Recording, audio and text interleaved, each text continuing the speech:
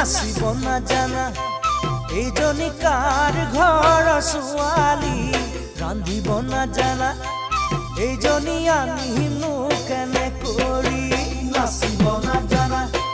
এইজনী কাৰ ঘৰৰ ছোৱালী ৰান্ধিব নাজানা এইজনী আনিনো কেনে কৰি দেখাত চোন সৰগৰে ৰূপহী